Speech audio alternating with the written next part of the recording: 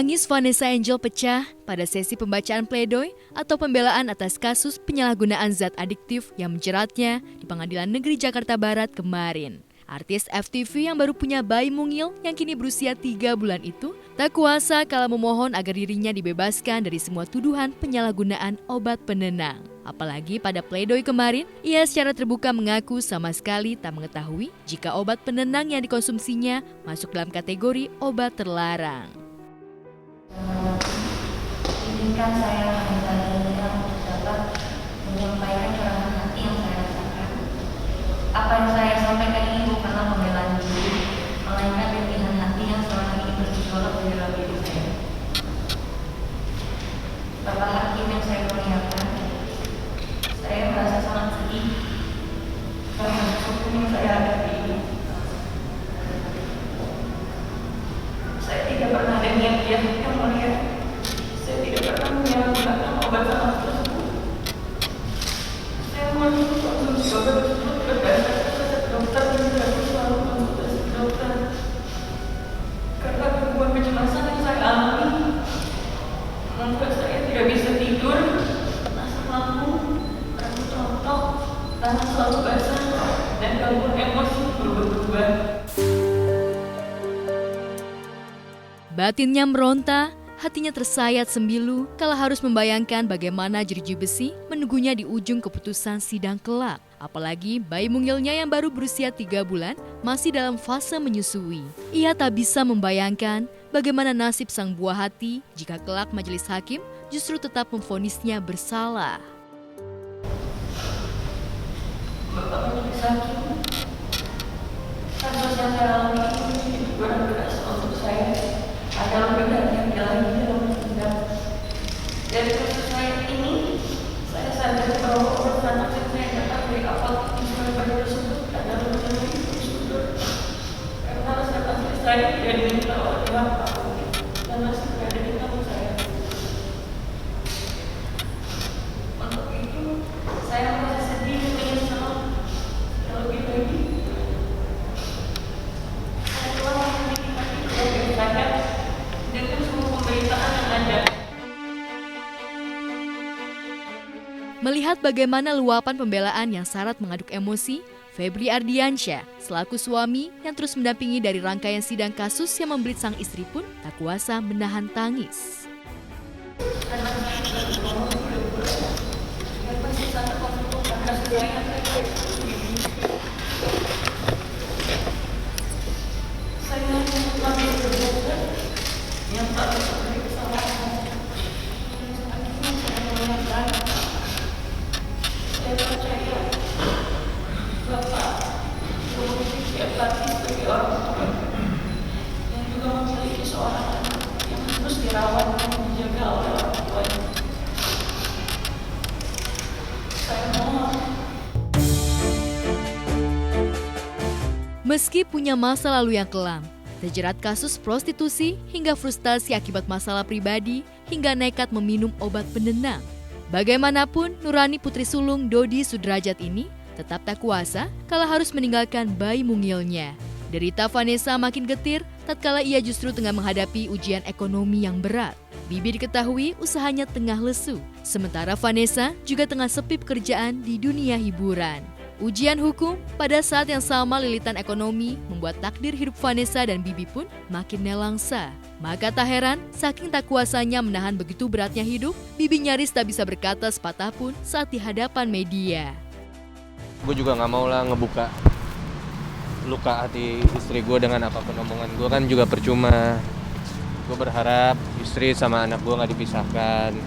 Gue berharap Vanessa dan Gala bareng terus. Ya, gue berharap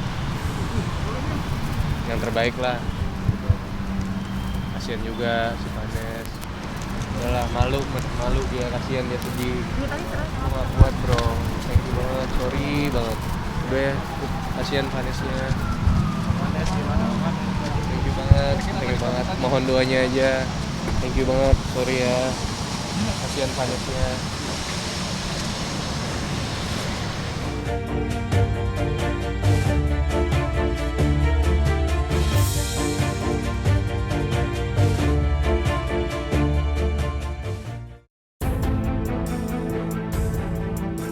Kisah kenalangsaan hidup dengan bertubi ujian yang datang juga rupanya tengah menimpa aktor ganteng Okan Cornelius. Mantan suami Vivian yang telah dikaruniai 1 anak ini belakangan disebut-sebut terseret kasus dugaan menghilangnya sejumlah perhiasan milik mantan istri keduanya, Lisa Chi, di kawasan Depok, Jawa Barat. Pekan lalu, bahkan Lee sudah menjalani pemeriksaan sebagai pelapor terkait sejumlah dugaan perhiasan yang disebut-sebut menghilang. Tapi kemarin Okan mengklarifikasi semua tudingan yang mengarah pada dirinya. Sebenarnya hari ini mau sedikit ada obrolan lah gitu kan, supaya tidak simpang siur. Karena selama ini kan gue nggak banyak ngomong di teman-teman media. Karena emang kan waktu timingnya juga belum pas.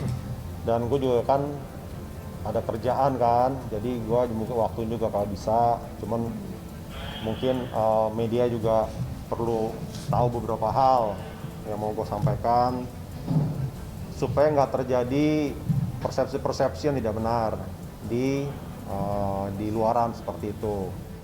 Proses pada saat udah cekcok, pada saat proses gugatan itu si L itu masih tinggal di rumah Okan seperti kita tahu, dan Okan tidak pernah mengusir, sehingga pada saat satu waktu si L itu mengirimkan WhatsApp kepada kuasa hukumnya waktu itu. Kebetulan kawan kami juga dibilang minta izin ke Okan bahwa saya izin keluar. Jadi pernyataan dari L yang mengatakan dia diusir, bajunya dibuang, kami juga punya suratnya yang menyatakan bahwa itu pisah baik-baik.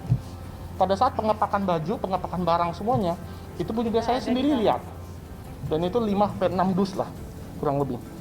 Dan setelah barang-barang itu di-packing keluar, tiba-tiba beberapa hari, 5-6 hari kemudian dia bawa polisi datang bilang ada barangnya hilang. Sampai di media dikatakan barang hilang, cincin segala macam. Tapi ternyata barang tersebut sampai detik ini ditemukan sama polisi pada saat gelar perkara. Bahkan bukan cuma 1, 3 cincin itu ditemukan.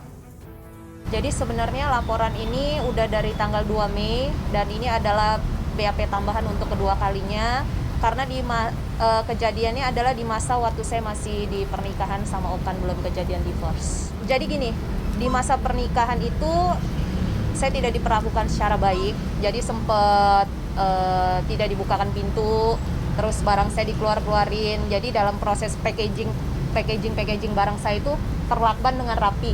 Nah, ketika saya bawa keluar dari rumah, itu barang saya ada beberapa yang hilang gitu. Contohnya seperti emas, tas, barang-barang berharga ada yang hilang gitu.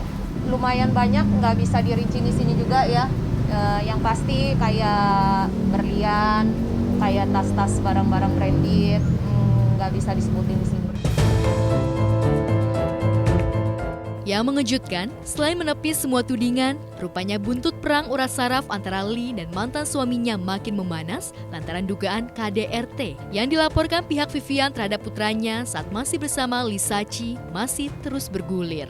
Perceraian Lee dan Okan pun tak pelak menyisakan nokta hitam hingga kedua kubu harus terus bergulat di meja hijau.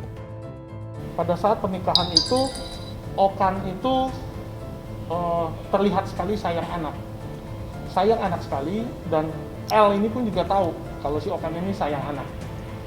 Dan disitulah karena kesayangan anaknya dari Okan itu terlalu sayang sama anak, jadi bisa di dalam pernikahan itu bisa dibilang dalam tanda kutip itu ada kecemburuan. Alhasil jadi ada keinginan dari saudara L itu untuk memisahkan Okan terhadap anaknya itu dulu. Dan akhirnya berjalanlah beberapa tahun pernikahan. Dan kami akan menceritakan, sebenarnya ini tidak boleh diberitakan keluar. Tapi karena daripada itu berlarut-larut, beritanya simpang siur. Jadi pada saat Okan itu menggugat cerai, itu ada beberapa hal yang Okan keberatan di dalam pernikahan itu. Yaitu KDRT dan terhadap penganiayaan terhadap anaknya. Dan itu semua tertuang di dalam putusan pengadilan perceraian Okan. Di sini ada. Di dalam gugatannya itu ada, di situ salah satunya adalah bahwa L itu menganiaya. Dan di dalam putusan pengadilan itu juga hakim menerima gugatan dari si Okan ini secara seluruhnya, termasuk itu cekcok dan ini terhadap anaknya, penganiayaan terhadap anak. Kalau secara maki-maki itu sering banget, dan kemarin juga di sidang divorce udah kita serahin semua ke pengadilan. Jadi murni putusan divorce itu adalah hanya percekcokan, nggak ada tambahan sama sekali, emang murni percekcokan. Dan kalau misalnya kayak perlakuan kasar dia sering selama masa pernikahan sampai putusan sidang.